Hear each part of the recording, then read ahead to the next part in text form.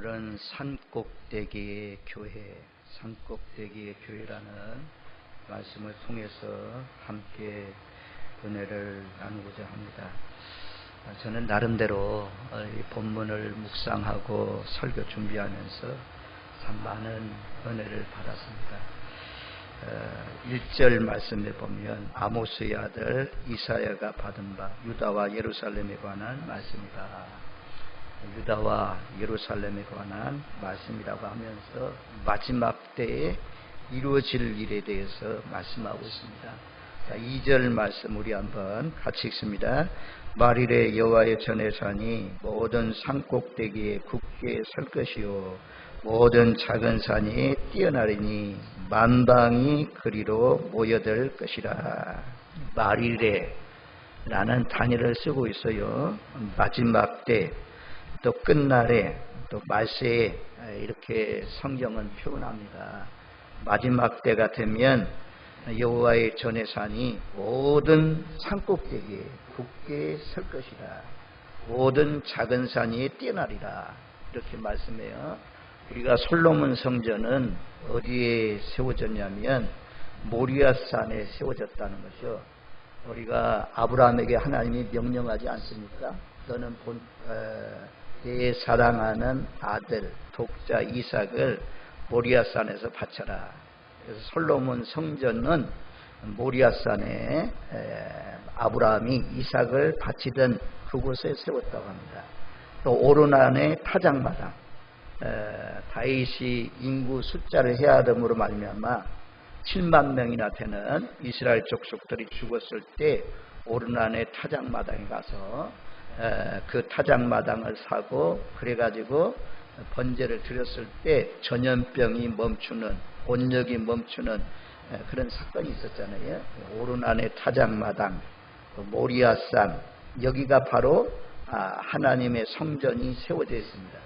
오늘날도 우리나라는 평지의 도시가 있습니다. 산꼭대기에 도시가 있는, 마을이 있는 그런 경우는 거의 없습니다. 이스라엘 나라는 산꼭대기에 도시들이 많습니다. 왜냐하면 국토도 적고 열방들이 많이 쳐들어와서 농지를 확보하려고, 또 농지도 전부 다 그냥 푸르른 그런 농지가 많이 없기 때문에 산꼭대기 마을들이 많이 있는데, 특별히 예루살렘 성전은 산꼭대기에 있습니다. 성지순례 한 번만 가도 산꼭대기에 있다는 것을 분명하고 확실하게 드러납니다. 근데 이제 이때는 그냥 산꼭대기에 세워놨는데 마지막 때는 모든 산꼭대기에 굳게 설 것이고 모든 작은 산이 뛰어나리라. 하나님의 성전이 아주 뛰어난다, 월등한다, 이렇게 말씀하고 있거든요. 이것은 뭘 말씀하냐면 산은 각 나라에 섬기는 종교들 말씀합니다. 불교, 또 힌두교, 또 이슬람, 또 뭐 케이크 교도, 바알, 성경에 나온 바알, 아스다롯, 밀곰, 또 마르독, 금송아지, 태양신, 자연숭배의 바람신, 또 도신, 어떤 신과 비교할 수 없는 마지막 때가 되면 절대 예수님만이 구원이다, 예수님만이 영생이다, 이것이 비교할 수 없도록 뚜렷하게 드러난다는 것입니다. 자기들이 섬겼던 신이 가짜다는 거죠. 거짓이다는 거죠. 예수님과 비교할 신이 어디 있습니까? 점점 세월이 흘러갈수록 예수님이 아주 높이 높아지는 거예요. 점점 뛰어나는 것입니다. 그냥 문자적으로 해석하면 산이 뭐 예루살렘이 높다고 해봐야 700m밖에 안 된다고 하는데, 우리나라도 예루살렘보다도 훨씬 더 높은 산들이 얼마나 많습니까? 갈멜산이나 시내산 이런 데도 훨씬 더 높을 텐데, 더군다나 알프스막, 히말라야 이런 산과 비교할 수 없는 거죠. 여기에서 산이라는 것은 영적 산을 말씀합니다. 세상에 어떤 종교도 따라올 수 만큼 기독교가 제일이다, 하나님이 제일이다, 예수님이 제일이다, 성령님이 제일이다, 넘버원이라는 거죠. 우리는 세상에서 비교할 수 없는, 어떤 것도 비교될 수 없는 하나님을 믿는 사람입니다. 그리고 우리가 얼마나 하나님이 나의 아버지시니, 오늘 성가대가 찬양한 것처럼 성가대 우리 하나님이 우리 편이니 나를 편들어 주시니 겁날 것이 어디 있습니까? 우리 모두 다 이 마지막 때까지 정말 오늘 말씀대로 산꼭대기에 세워져 있는 교회, 이 진리만이 예수를 믿어야 제사함 받고 예수를 믿으며 천국 가고 예수를 믿어야 영생을 복을 얻는다. 이 기쁜 소식을 나 혼자만 간직하고 잊지 마시고 입을 열어서 우리 이웃들에게 아직까지도 이 진리의 지식을 알지 못하고 있는 사람들에게 증거하는 복된 삶이 되시기를 바랍니다. 말일이 되면 산꼭대기에 굳게 서고 또 모든 작은 산도 뛰어나서 만방이 그리로 모여들 것이다 라고 말씀합니다. 지금도 그때 당시에는 예수님 당시만 해도 아주 적은 데서 시작됐잖아요. 유대나라, 구약시대는 뭐 말할 것도 없죠. 유대나라, 그들만 하나님을 섬겼는데 이제는 겨우 이제 유다나라를 망하게 하고 바벨론 포로로 갔을 때 우리가 느부갓네살 왕이 하나님을 찬양하고 다리오 왕이 찬양하는 이방인들도 하나님을 조금 아는 그런 시대가 열려 있지만 지금은 전 세계에 복음이 안 들어간 나라가 없이 모두 다 하나님을 섬기게 되었으니 만방이 다 산꼭대기 교회들로 영적인 산으로 올라오는 그런 시대가 열린 줄로 믿습니다. 이것은 우리나라뿐만 아니라 많은 나라의 교회들로 모인다는 것입니다.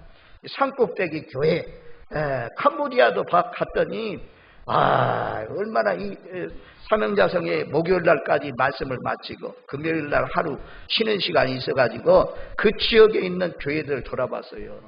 한국의 선교사님들이 얼마나 캄보디아의 교회를 잘 지어놨는지 거기에 막 수백 명씩 모여가지고 하나님 앞에 예배한다는 것입니다. 그리고 또 유치원이 있는데 그 유치원에서도 이 아이들이 막 모여가지고 놀면서 가르치는 것을 볼 수가 있었습니다. 이 캄보디아도 공산주의가 무너지면서 이것저것에 교회들이 세워지고 전부 다 몰려가듯이 만방이 모여서 하나님을 예배하는 그런 나라들로 변화되고 있는 것을 볼 수가 있습니다. 자, 마지막 때가 되면 여기 보면 그렇게 말씀해요. 1절 말씀에 말일에 만방이 그리로 모여들 것이다. 2장 3절에도 보면 많은 백성이 가며 또 2장 4절 말씀에 보면 그가 열방 사이에 판단하시며 많은 백성을 판결하시리니 많은 백성 열방 또 4절 말씀에 무리 많은 백성 만방 복음은요 우리나라만 전해지는 거 아닙니다. 내 가정만 전해지는 거 아닙니다. 하나님은 만방에 열방에 흩어져 살고 있는 모든 민족들이 멸망당하지 않고 전부 다 구원받기를 원하셔요. 그래서 모든 무리들, 많은 백성, 만방, 열방이라는 단어를 쓰고 있습니다. 그래서 교회는 개척할 당시부터 어느 교회든지 전부 다 이 선교비를 보내고 또 선교사님들 위해서 기도하면서 살아가는 것을 우리가 볼 수가 있습니다. 그게 성경적이죠. 하나님 말씀대로 사는 거죠. 그리고 만방이 그리로 모여들 것이다. 이 모여든다는 것은 물이 흘러가잖아요. 어디로 흘러갑니까? 물은 높은 곳에서 낮은 곳으로 흘러가서 전부 다 바다로 흘러갑니다. 바다로 전부 다 물이 다 흘러가는 것처럼 마지막 때가 되면 높은 산에 교회가 세워져 있지만 만방이 다 물이 흘러가는 것처럼 전부 다 영적 흐름이 교회 쪽으로 흘러갈 것을 말씀해 주고 있어요. 그래서 이런 말씀이 이사야 시대에 전한 말씀이 오늘날 이루어져서 한국교회도 얼마나 많은 사람들이 이 주일날 정말 움직일 수 있는 사람은 모두 다 여호와의 산에 올라가자, 여호와의 전에 가자. 그러니까 전부 다 모여가지고 하나님을 예배하는 사람들이 얼마나 많습니까?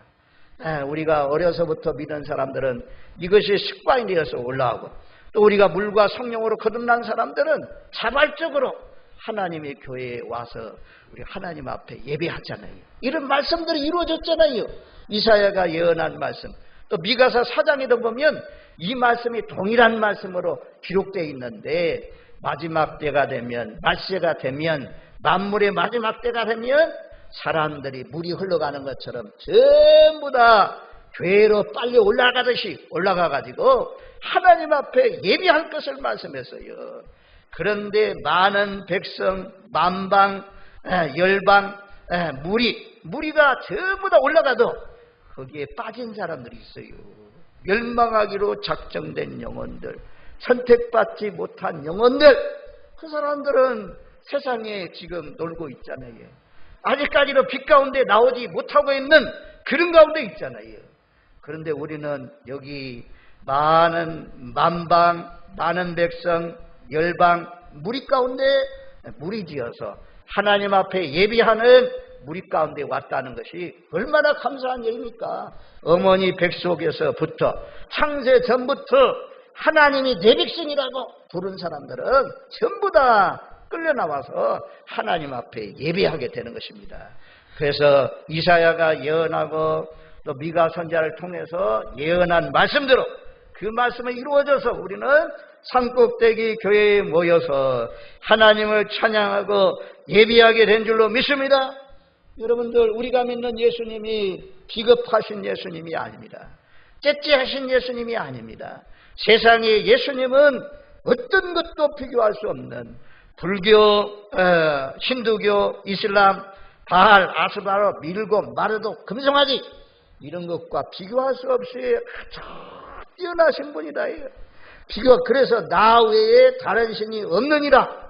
우리는 이 지식을 가지고 하나님을 믿게 되었으니 얼마나 감사할 일입니까? 날마다 이 예수님 붙들고 산꼭대기 가장 높은 곳의 진리, 마지막 때면 점점 그 예수님이 참 진리라는 것이 확실하고 분명하게 드러납니다. 우리가 뭐 닭 쫓던 개가 지붕만 쳐다보고 본다고 하는데, 불교나 유교나 힌두교나 다른 종교를 믿는 사람들은 마지막이 되면 그냥 열심히 거기에 헌신하고 봉사하고 물질까지 드렸는데 구원받지 못하고 멸망당해 지옥 가면 얼마나 스글프고 불쌍한 일입니까? 하나님은 참신이고 거짓이 없으신 분입니다. 그러니 속지 않습니다. 심은 대로 거두시는 하나님 앞에 계속해서 하나님을 복되게 섬기시는 저와 여러분들 되시기를 주님의 이름으로 축원드립니다. 아멘. 2장 3절 말씀을 봅니다. 3절 말씀 같이 읽습니다.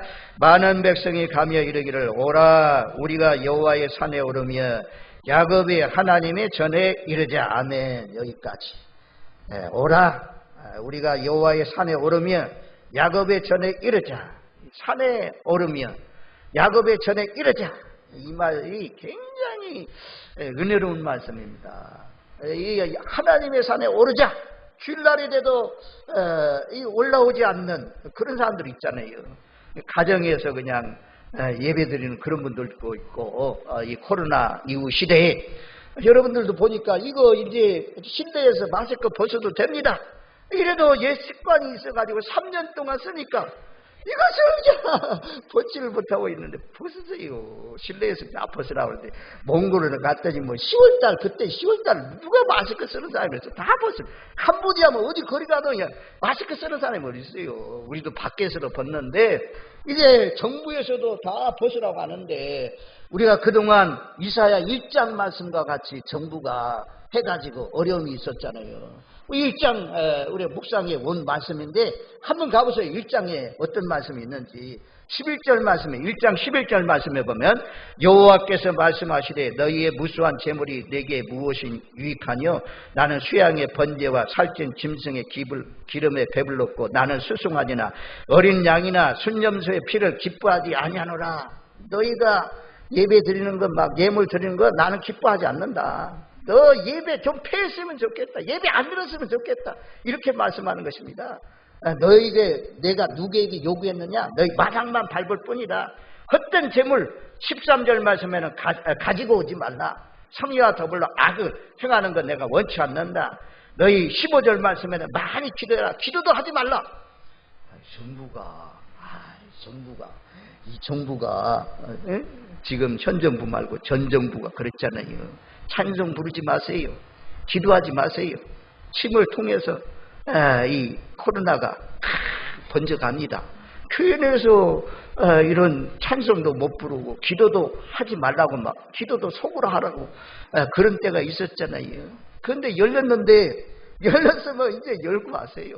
담대히 하나님 앞에 정말 우리가 오라. 그래서 오라.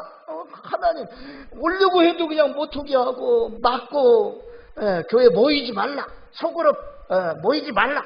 신방하지 말라. 이랬는데 이제는 열렸으니까 자유롭게 하나님 앞에 올라오기 얼마나 감사해요.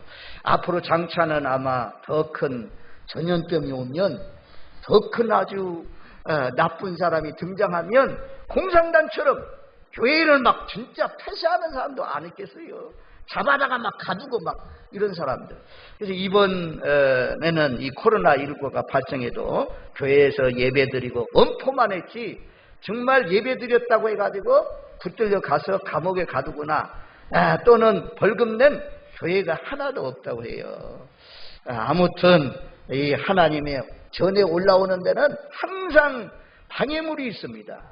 예배드리려 하려면 기도하려고 하면 금식하려고 하면 뭔가 영적으로 큰 맘먹고 성경 읽으려고 하면 사탄의 방해가 있어요. 은혜롭게 살려고 하면 누구를 통해서 방해합니까? 사람을 통해서 방해하는 거죠. 아내를 통해서, 자녀를 통해서, 또 남편을 통해서, 전부 다 또 이웃 성도를 통해서 영적으로 살려고 하면 방해물이 있습니다. 그럴지라도 저와 여러분들 마음먹은 것을 포기하지 마시고 여호와의 산에 올라가시는 야곱의 하나님의 전에 이르시는 복된 삶이 되시길 바랍니다. 우리가 처음 예수를 믿는 사람들은 교회 가면 이놈 교회 학교 가는 일은 그냥 잘 가라고 학원도 잘 보내면서 교회 가는 일은 싫어해요. 교회 가는 일은 미워해요. 영적인 일이기 때문에 어둠에 속한 사람들이 반대해요. 그래서 하나님의 전에 오고 싶어도 못 오는 사람들이 많이 있는데 저와 여러분들은 하나님의 성전에 여호와의 산에 올라와서 하나님 앞에 예배하니 얼마나 감사합니까? 우리도 예수를 안 믿을 때 우리를 전도해 준 사람들이 여호와의 교회에 가자, 하나님의 교회에 가자 이렇게 인도하고 끌고 오다 강대로 끌고 오다시피 해가지고 우리가 오지 않았습니까? 이제는 우리도 우리의 이웃들에게 우리의 가족들에게 여호와의 산에 올라갑시다. 야곱의 하나님의 전에 이르릅시다. 이런 성도들이 우리 교회에 지금도 있지만 앞으로 장차 더 많이 왕성하게 일어나시기를 주님의 이름으로 축원드립니다. 아멘. 선교해야 되고 전도해야 된다는 것입니다. 하여튼 듣든지 아니 듣든지 살아서 움직이는 성도가 누구냐? 나 혼자만 예배드리러 오는 것이 아니라 함께 예배하러 오는 가족들과 어린 자녀들까지 다 챙겨가지고 와가지고 예배드리는 사람이 하나님이 기뻐하는 줄로 믿습니다. 오라 우리가 여호와의 산에 오르면 야곱의 하나님의 전에 이르자. 얼마나 은혜로운 말씀입니까? 시험이 떨어지면 하나님의 교회에 나갑시다. 이런 말이 굉장히 아마 듣기 싫을 거예요. 저 꼴보기 싫은 사람 또 왔네 막. 전도하는 사람들도 어둠에 속한 사람들은 교회에 나오자고 하면 막 싫어합니다. 막 핍박합니다. 그런데 은혜 받고 나면 얼마나 우리에게 이 눈을 열어서 구원의 길을 알려준 사람, 하나님의 교회에 오도록 초청해 준 사람 얼마나 고맙습니까? 얼마나 감사합니까? 우리도 하나님의 전에 스스로 자발적으로 자원하는 마음으로 올라와야 되겠지만 또 우리 자녀들을 권면해서 우리 친구들, 친척들, 인척들 권면해서 함께 여호와의 산에 올라와서 야곱의 전에 이르러서 하나님을 기쁘시게 하시는 저와 여러분들이 되시길 바랍니다. 그 다음에 2장 3절 말씀에 보면 그가 그 길을 우리에게 가르치실 것이라. 하나님의 전에 올라오면 여기서 뭐합니까? 여기서 뭐 분쟁하고 싸우고 시기하고 질투하고 뭐 서로 사랑하고 화평하고 뭐 서로 좋아하고 서로 음식을 먹고 나눠 먹고 이런 것도 좋지만 이 하나님의 교회가 뭐 하는 곳입니까? 하나님의 말씀을 가르치는 것이죠. 하나님의 말씀을 전하는 것이죠. 이것을 위해서 하나님께서 교회를 세웠습니다. 학교에서 또는 관공서에서 이 하나님의 말씀을 가르치지 않습니다. 하나님의 말씀은 오로지 선교센터나 기도원이나 이 교회에서 하나님의 말씀이 선포됩니다. 그래서 하나님이 기뻐하는 교회죠. 이 주님의 몸이라, 교회는 주님의 몸이라고 하잖아요. 그래서 이것을 깨달은 사람들은 자기 재물을 내어놔가지고 하나님의 교회를 짓는데, 또 자기 토지를 내어놔가지고 하나님의 교회를 짓는 그런 일에 헌신하는 것을 우리가 볼 수가 있습니다. 하나님의 교회에 올라오는 이유는, 하나님의 성전에 모이는 이유는 하나님의 말씀을 들을 수 있기 때문에 그 길을 우리에게 가르치실 것이다. 하나님께서 기록된 말씀을 통해서 이 생명의 길, 영생의 길, 하나님 나라에 들어가는 길, 그것을 알려주니까 우리가 하나님의 성전에 모이는 거죠. 그리고 두 번째는 뭐라고 말씀합니까? 우리가 그 길로 행하리라. 하나님의 말씀을 가르침 받았으면 그 말씀에 순종해서, 그 말씀에 복종해서 따르기 위해서 하나님의 성전에 모여야 된다는 말씀이에요.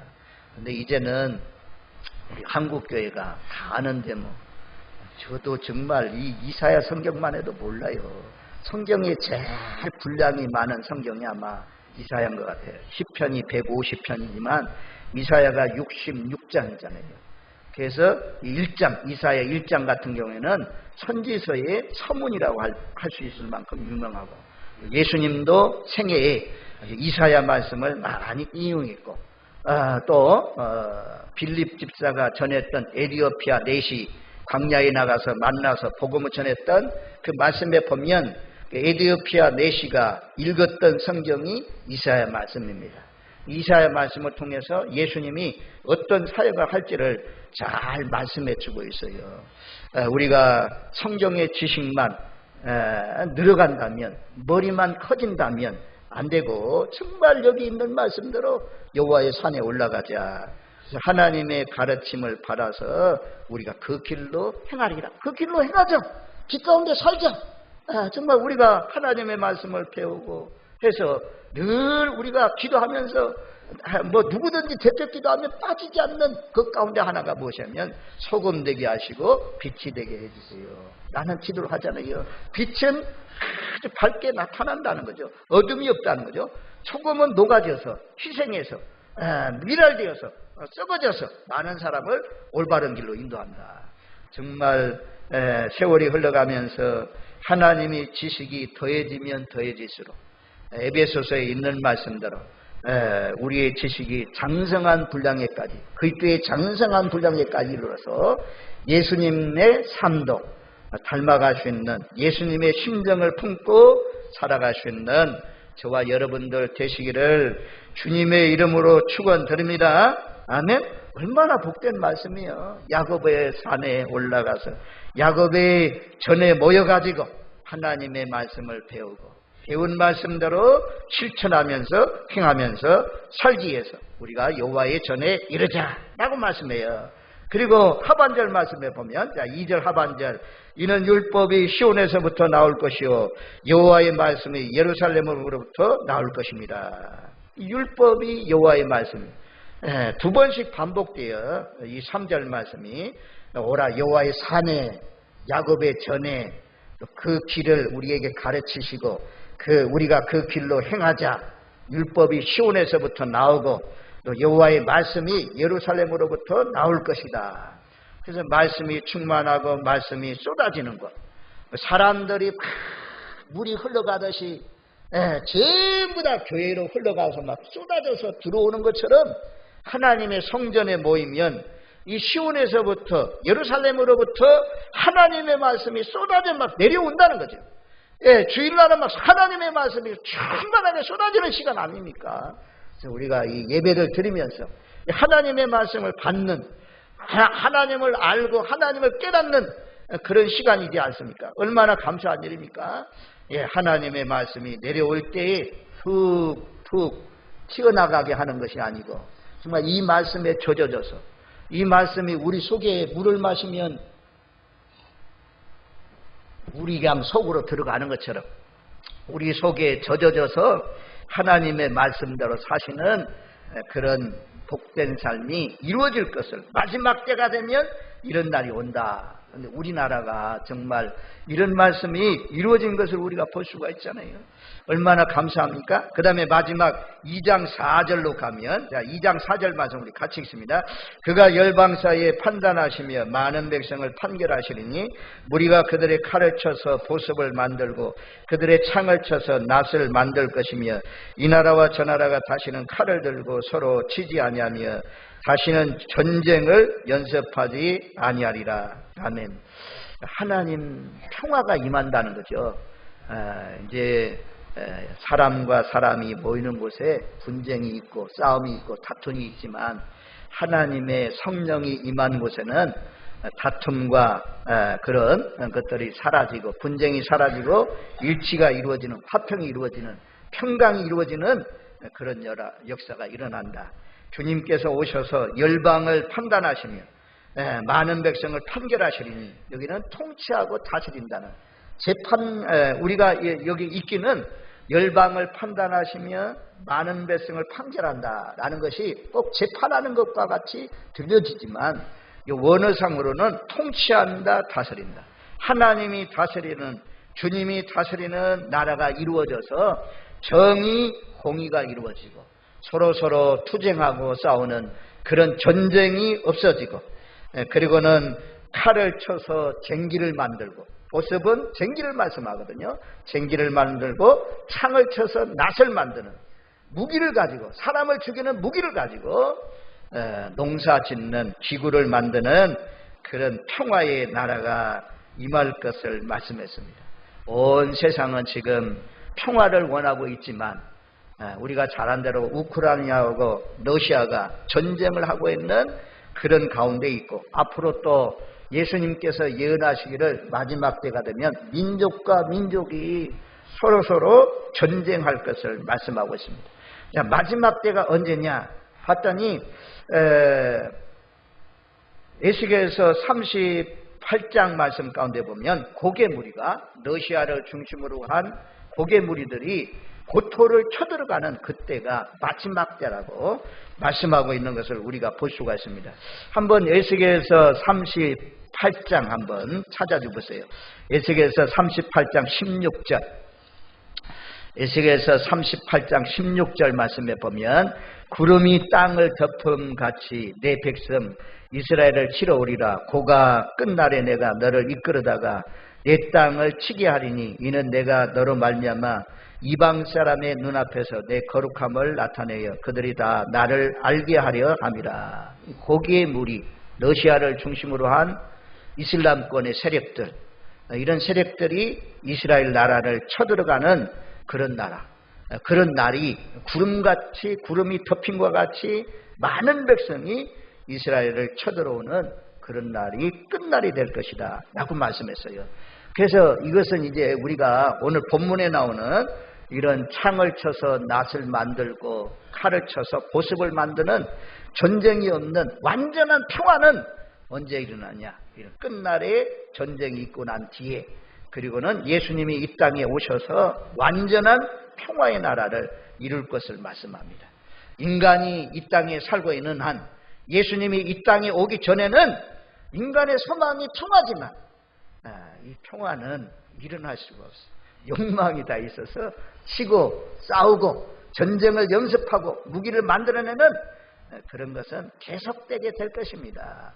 하지만 예수님이 오시면 전쟁은 종식되고 전쟁 연습하는 그런 것도 없게 될 것이고 무기를 만들어내는 그런 것이 없는 완전한 평화가 이루어질 것을 말씀합니다.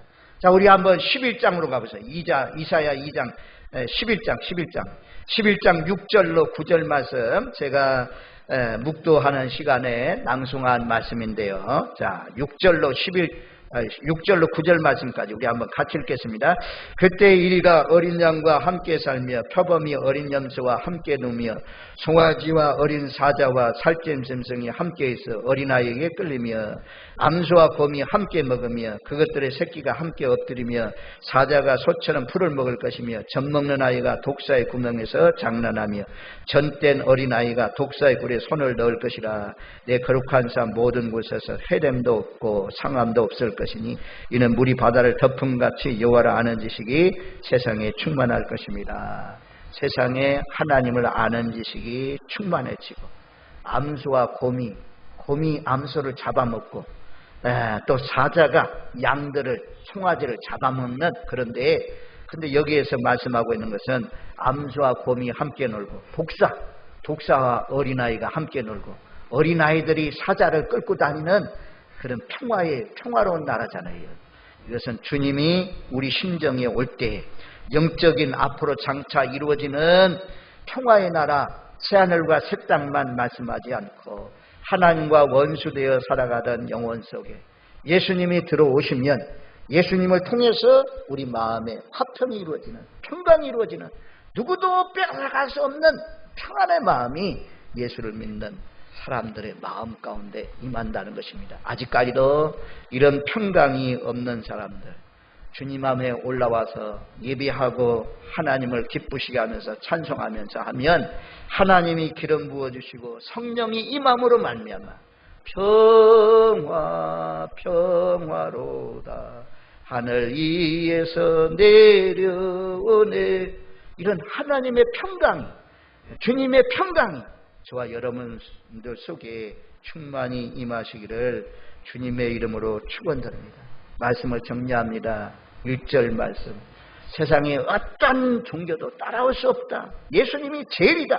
그래서 제가 산꼭대기에 굳게 설 것이라는 말씀을 묵상하면서 제목을 어떻게 적을까? 산꼭대기 교회라고 이렇게 설교 제목을 정했습니다. 예수님이 제일이니 예수님 믿은 것 참 감사하면서 만방의 열방의 많은 백성들에게 우리 여호와의 산에 올라갑시다. 여호와의 길로 행합시다.